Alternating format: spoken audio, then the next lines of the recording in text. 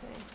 I really just wanted you all to read this and know that I wrote it, and that I've written some other articles too, but I didn't think you wanted to bother with that, a lot of things. But this book is called Exodus, and it was written by Bernard and Chris Keels. Now, Reverend Bernard Keels is at Morgan now. I think he's a chaplain or something there at Morgan State University. And Chris, I think, works for probation officer in Baltimore. But his wife was my roommate the 4 years I was on the women's division. So when I was in Sanford, Connecticut, and different places on the women's division, Chris was always be my roommate. So when they decided to write this book, Exodus, which is the journey, it tells all about the central jurisdiction. Oh. It's a journey from the central jurisdiction and how we left from the central jurisdiction into the United Methodist Church that we're in now. And it's very good. But he had asked different ones, would they write articles telling what the transition has been from the central jurisdiction into what we are now, the United Methodist Church. And when he called me, I thought of what Roy always said. And Roy always said, we got what we asked for, but lost what we had. And they said the central jurisdiction and the United Methodist Church. And it's by me, and I thought maybe some of the things that I had to say about it that you just like to know that. And we use this book through the School of Mission. So it's been used all over in all the schools of missions and Puerto Rico, everywhere we had the United Methodist Women. So I don't know whether it's still on sale or not, but a lot of people have this book. So could you sum up what you wrote about in Exodus about the importance of the central jurisdiction?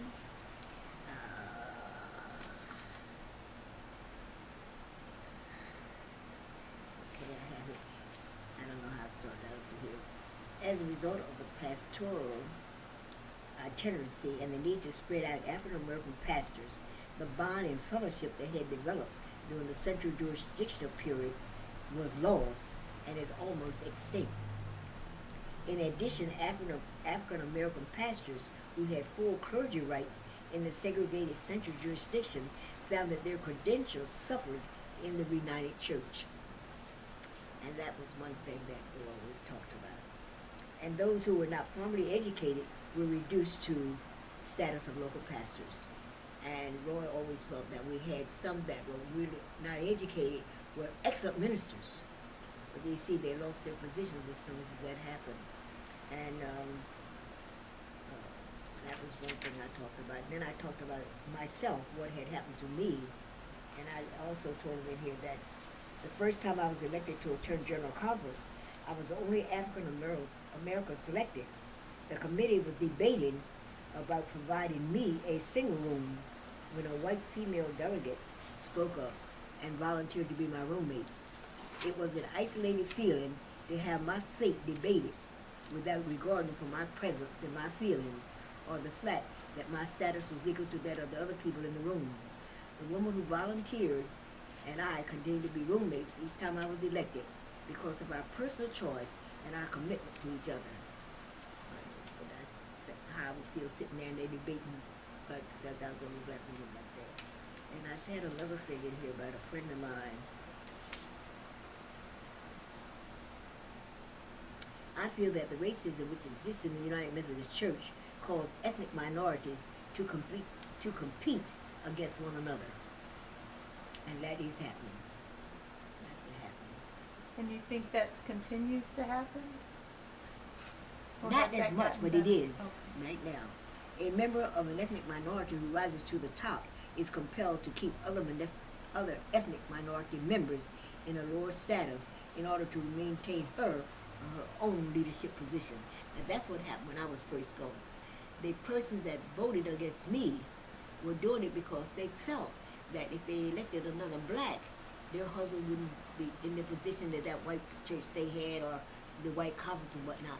And then Jesse Pratt, who was prominent, had a position on the Northeast jurisdiction, came to me and told me, please don't run, because he felt that would lower, because some other blacks going to be in a position. So that was happening when they first did that. And I did also say that I had some A&B friends that they would always say to me, you're in that black person, in that white person's church. Oh, Hattie, and I said, no, I've been a Methodist all my life. You don't talk about I'm in that white man's church. They said, no, you're not, you're in that white man's church now. So you didn't see the United Methodist Church as a white man's church? No, it's always been a Methodist.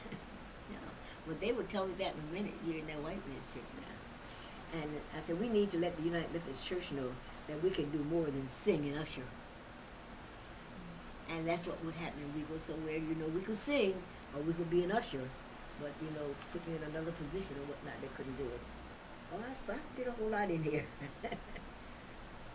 Because African Americans have been made to feel inferior, we continue the houseboy plantation mentality in the life of the church. We must ask whether we have been set up not to be together and not to love one another. In United Methodist Women and other committees and organizations, we stack the deck of cards against ourselves by scheduling meetings in the daytimes only. When we know that we're working, so we can't get there because we have a meeting in the daytime. So they thought I wrote a word. In fact, you told you about Asbury, McLean told me that. When he was pastor at Tinley as well, Yeah. Bobby McLean. Yeah, Bobby said, oh, he wanted me to keep on writing. When he read my article, don't stop writing. He thought that was a good article. Please don't stop writing. Take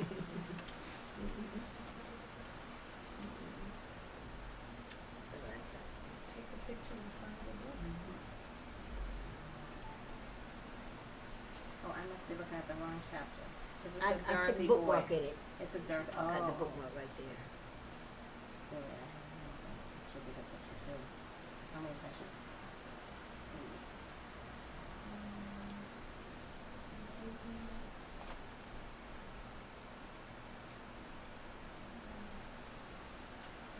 I guess I was actually. You would rather just do the cover, or Yeah, you want me to hold it up? Yeah. Okay, let me try to hold that so you can hold.